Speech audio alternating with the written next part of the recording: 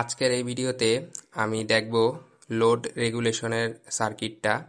তো আগের ভিডিওতে আমি দেখিয়েছিলাম রিভার্স বায়াস জেনার ক্যারেক্টারিস্টিক্সটা কিভাবে, আজকে দেখব লোড রেগুলেশন। তো আমি অলরেডি এই সার্কিটটা বিল্ড করে নিয়েছি। তো এই সার্কিটটা বিল্ড করতে আপনাদের প্রয়োজন 220 ওহম রেজিস্টর, আর একটা পট, আর একটা 470 ওহম রেজিস্টর, আর একটা জেনার ডায়োড। তো এগুলা সব কিছু নিয়ে আপনারা সার্কিটটা বিল্ড করবেন। তো আমি অলরেডি সার্কিটটা বিল্ড করেছি, ব্রেডবোর্ডে দেখতে পাচ্ছেন। এটা হলো 470, এটা হলো 220 ওহম, আর এটা সাথে পট মানে পটেনশিওমিটারটা সিরিজে থাকবে। তো আপনারা দেখতে পাচ্ছেন এটা কিন্তু আমি সিরিজে রেখেছি। তো আপনাদের আবার অনেকে পটেনশিওমিটার কিভাবে রেজিস্টর সেট করতে হয়, রেজিস্টর ভ্যালু সেট করতে হয়, ওটা নিয়ে একটু কনফিউশন থাকে। তো আমি ওইটা দেখিয়ে দিচ্ছি। তো আমার কিন্তু এটা অলরেডি বিল্ড আপ ডান। তবুও আমি এখন দেখব যে এটা আমি কিভাবে পটেনশিওমিটারে আমি রেজিস্টর ভ্যালুটা নিলাম। তো একটা ওয়্যার আমি এখান থেকে খুলে নিব। খুলে নেওয়ার পর অন্য মানে সার্কিট ব্যতীত অন্য আরেকটা জায়গায় আমি ওই ওয়্যারটা দিব। আর আপনারা অবশ্যই জানেন যে আমি 1 আর 2 নাম্বার বা 2 আর 3 নাম্বার আর টার্মিনালে পটেনশিওমিটারে লাগাতে পারবো ওয়্যারগুলা। আর এখন আমি এটা মেজার করে নিচ্ছি। তো আমি এটা রেজিস্টর মোডে নিয়ে নেব।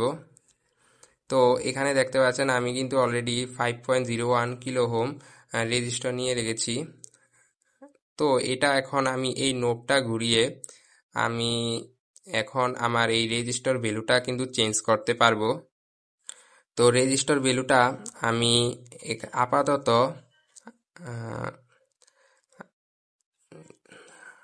আপাতত আমি রেজিস্টর ভ্যালুটা 5 কিলো ওহমে সেট করব।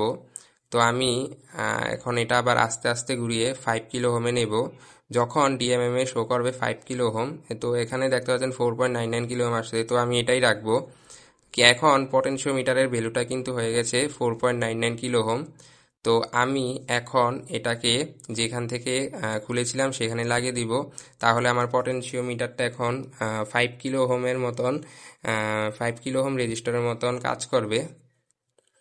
তো এখন আমি জেনার ডায়োডটা দেখতে পাচ্ছেন, ব্ল্যাক সাইড যেখানে থাকে ওইটা হলো নেগেটিভ, আর অপর সাইডটা হলো পজিটিভ।